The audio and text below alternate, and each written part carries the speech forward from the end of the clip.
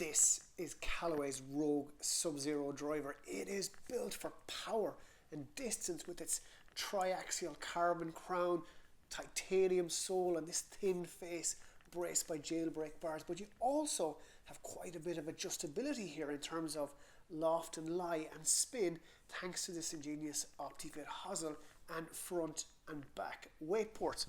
So let's go ahead and show you how to adjust the settings on your Rogue Sub Zero driver to best suit your game. Now first of all, let's look at the opening and locking mechanisms of the screws on your driver. They're all the same. Basically, to open any screw, you place your adjustment wrench into the screw and you turn it anti-clockwise. Okay? To close any screw or to tighten any screw, you turn it clockwise. And the screw, when fully tightened, it makes an audible click sound to let you know that the screw is safely locked in place, it's safe to play, and then also helps you avoid over tightening. Sounds a little bit like this. There's the click sound.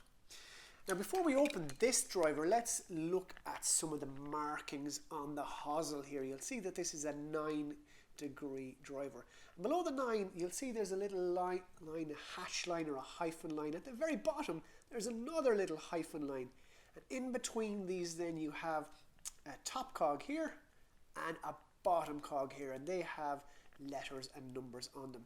The factory default setting is S for stated or standard loft. In this case it's 9 degrees, and N there means it's in the neutral or perfectly square or neutral setting.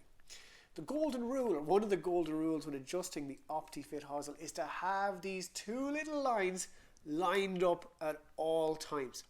So let's go ahead and open the shaft screw on this driver. Bear with me a second. It takes a few screws to get it open.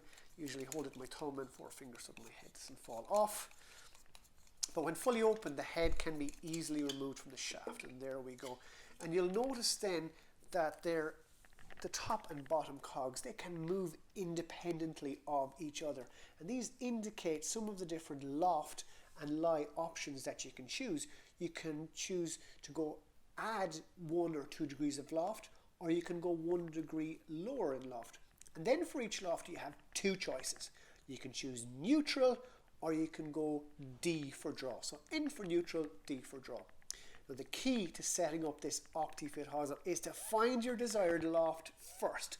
It's very strange, but it's part of its ingenuity that on this bottom cog here you have S for the stated loft, and you have +1 degrees. They're on the bottom cog.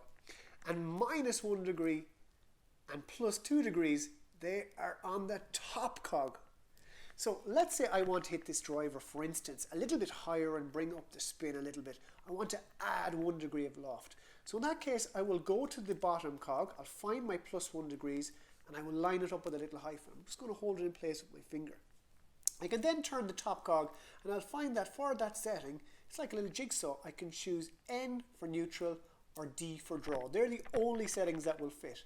So let's say I choose N for neutral.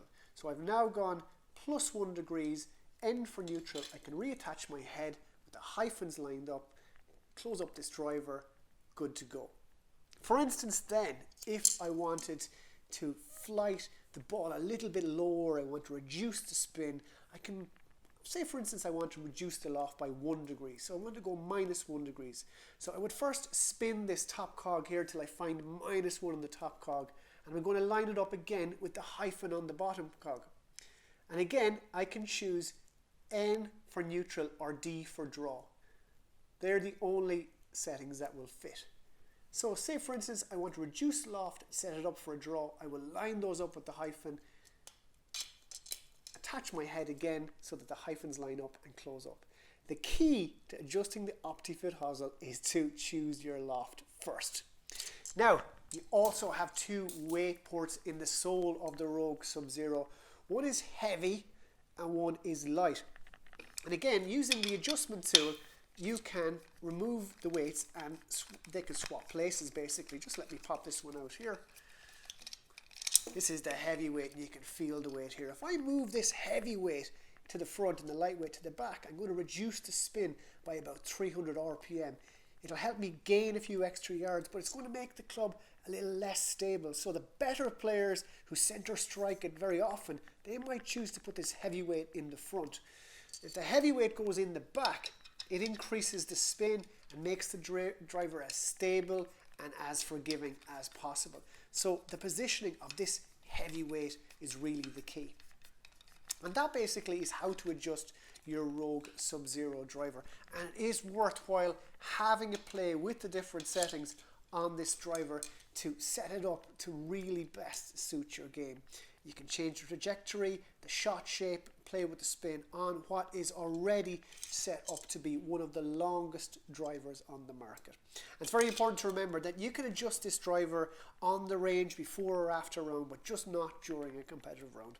I'm going to go ahead and close this up, but for me for now, it's Donal out.